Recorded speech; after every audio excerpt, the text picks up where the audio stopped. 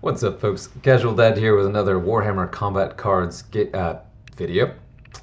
We're going to talk real quick about the Leagues Votann, and I'm actually just going to play a game because I am laddering with them right now, so just go ahead and jump in on that. And then just some quick commentary on this. So one of the biggest things I'm thinking about is what the faction is still missing. What do they need? What is it kind of not what's not there for the flexibility, right? It's one of the least played factions. It is the smallest faction by far. It is the newest faction. All of these things are kind of natural consequences of each other, but, it's where we are. So, yeah. So right off the bat, the first thing that comes to mind is just more. Right now, they have a very small card pool. They only have a couple options of each type, and interestingly, a lot of the stuff that they also kind of have duplicates. So melee with shields, full of it. Barrage, tons of it. You get a little bit of Furious Charge, a little bit of Berserk. There's other stuff in there. But those are kind of the big pieces that we're missing. Ooh. Ooh. I'm going to regret that, but we did. Well, no, actually, with that ready, I should take him down. Oh, man. Of course, it's Illic. Okay, we'll go ahead and heal that up. But yeah, so thinking about what they do and don't have. It is a faction that's very small. They have a lot of duplicates of the same things. They don't have a ton of Medicae. They really would benefit from target acquired, possibly a little bit too much. So that is definitely something to think about as, yes, they need it, but yeah. Sorry, just thinking really hard a little bit about this one. This is actually a much more challenging matchup than I expected my first one to be. But right off the bat, one of the things that they need the most, right out of the gate, mechanically, is Endless. Endless cards would be really, really good for both. So for Etok, you'd have a card that, when killed, would immediately pop another copy that does that Null Vortex right away, which could be cheesed to the point where you wouldn't get your Null Vortex when you wanted it. Wow, that is a nasty deck. But then at the same time, it would be a really nice way to just have a Null Vortex pop up right after your drop. This is going to be a brutal game. I'm probably going to lose this one. So yeah, Null Vortex coming up twice, and then also with the... What's his face? Man, I didn't prepare for this. We get Isak Warspeaky, and then the other Warlord. He would really benefit from Endless, therefore being able to stuff the deck with more things that would actually meaningfully stack up your Judgment tokens. Which is really important to making his ability work. He's just straight up weaker than... Uthar the Destined, that's his name. He's just straight up weaker than Etok in terms of ability. His stats are great, and you can just take him and have the... So he's going to shoot next. Yikes. Alright, I think we're okay. Yeah, that outflank was critical. If I had not taken that away, that would have straight up killed this guy. Man, that connection is a bummer. That's almost certainly in my end. But yeah, so just thinking about it, Uthar the Destined would really, really benefit from Endless. That said, I did very specifically say that that's what they need mechanically. Lore-wise, if we're trying to keep them a little bit lore-appropriate, they shouldn't have any Endless, because Votann are just not about that, unless it's some kind of robot. And they do have robots, so that could actually work. Yeah. Well, that was a good game to do on a recording. Another thing they're missing is fast units. So they have their bikes. They don't have any flyers that we've seen. Again, that is thematic to what you see on the tabletop. So I just wonder kind of what else is out there. I would definitely also like to see more... Oh. We froze up. We're back. I would also like to see more legendary and epic cards for some more secondary trait combinations, because there's a lot of cool stuff you could do with that, and they just don't have a whole lot. I know they don't have a ton of named characters, but in terms of game design, you could just throw in another...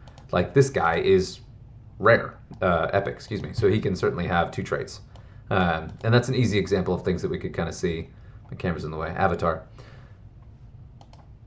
Yeah, so these are kind of the things that I am thinking of as stuff that I would like to see personally, and things that I think would really help the faction. And then I did mention right off out of the gate that one of the things they need most is just more. Like, they have a fair amount of stuff, and an actually pretty decent variety of different cards you can take at this point, despite me talking this whole time of what they're missing. But still, you just need more. And one of the things that stands out is more variety of points values, because you end up with a very limited, actually, set of options for what you can build in a deck. And it's just... kind of just a matter of having so many cards in the same price point. So to my knowledge, if I remember correctly, there's not a single card under 5 points. So they're actually fairly expensive for individual cards, and they do just fine at the upper end. They have quite a few cards that are 30 plus points, especially for the limited card pool they have. So they do okay, but I would really love to see more cheaper options, at least a couple in the like 3-point range. We've seen 1 2-point card, and that would be really helpful for the faction. Yeah, so those are just kind of the things I'm thinking about there. Ooh. Yeah, get rid of that fear. And that is, I really messed myself up here with my positioning on my target acquired and barrage. So I wasted that entire shot, but that's okay. We're still in decent shot on this, and decent shape on this one. And this is a much higher rated deck, so I will gain some of those points back that I lost back in that last match. Man, this connection is terrible tonight. But anyway, so that's the long and the short of that. Mostly I would like to see more, especially in terms of points cost, in terms of dual abilities. And then also I would really like to see some endless. I mentioned also that they do have duplicates of a bunch of things. So they have a bunch of shields and melee. They've got a bunch of ready outflank. They have quite a few of those. They could use some more target acquired. They could use a little more Medicae. They could use some more berserk, furious charge, precision shot. There are quite a few things. Oh yeah, that's a nice healthy thing of trophies. So in the 2 games, been pretty good. Let's actually take a look at the Votann cards. I'm going to take a break from actually playing while I'm talking about the faction. Yeah, let's do this. Clicking around here. So we've got our 2 warlords. We've got our legendary, who has the ability, of course, where whenever a friendly card dies, the card that killed it gets a judgment token, which gives them a minimum amount of damage they will suffer from any attack, which is very powerful, except that it only triggers when a card dies. So 15%. So stacking up to 3, so if a enemy card kills 3 of your cards, it will then take a minimum of 45% of its starting wounds, which is quite high, especially against elite decks that only have a couple cards. But those are getting less and less common, so the ability is actually weaker and weaker. Again, his stats are quite good, and the combination of Inspiring Presence and Shields is really good. But coming in at 42, it just doesn't really do enough for bringing him, especially over Etok, who has that Null Vortex you just saw me play twice, where he just eliminates opposing abilities, which is so good and super fun to play. And that's one of the big reasons I'm so interested in the faction, is that this is a game warping ability that I love, because it is a very strong counter to a lot of stuff out there, and can even disable warlord abilities if you drop it against an opposing warlord. So it is great. So looking at the card pool, it's small, obviously, and I have almost all the cards except for these last 2. We've got another big beefy tank in the 60-point range. Cool. Does have target acquired, is legendary, has shields, really powerful card, designed for your apocalypse mode. But it's just kind of more of these. Oh look, shields. Oh look, ranged. Same point cost. Happens to have big game hunter, but still. So those 2 are basically identical, just 2 sides of the same kit. Then you got this guy. We are kind of missing another side of this kit. I believe there is another one. Precision shot and ready. Got this guy, so there are some psychers. You could do a little bit more with the psychers in the faction.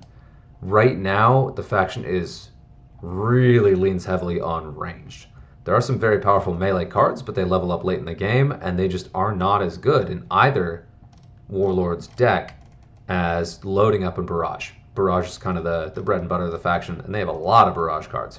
So it's nice that they have that, but I just want to see more. And again, I think this is, guys, 6. So the cheapest card they have in the entire faction is 6. So they don't have a 5, 4, or 3, or even the 2 that we've seen.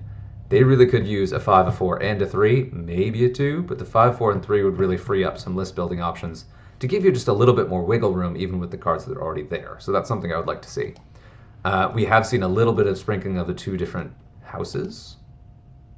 Clans. The Greater Thurian League and the Trans-Hyperion Alliance, which is cool. They can expand both. They don't necessarily need to add more unless those ones have a really strong theme that can kind of add to the faction a little bit.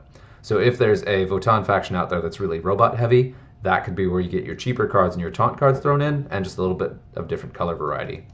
But where we are now, I really like the faction still. I just want more. Especially this guy. Give me something that works well with this dude. Fear, Furious Charge, this little 9-point melee guy. I love this card. I need to level him up quite a bit to at least here. But he doesn't really make sense in most decks you would run with Votann, and that's kind of the challenge. We could have a different warlord that plays better to it, but really I think we just need more variety of cards and things that encourage you to try some different builds, as opposed to just leaning on range all the time. So, welcome, thank you for coming to my TED Talk. That's all I got. Yeah, see you out there.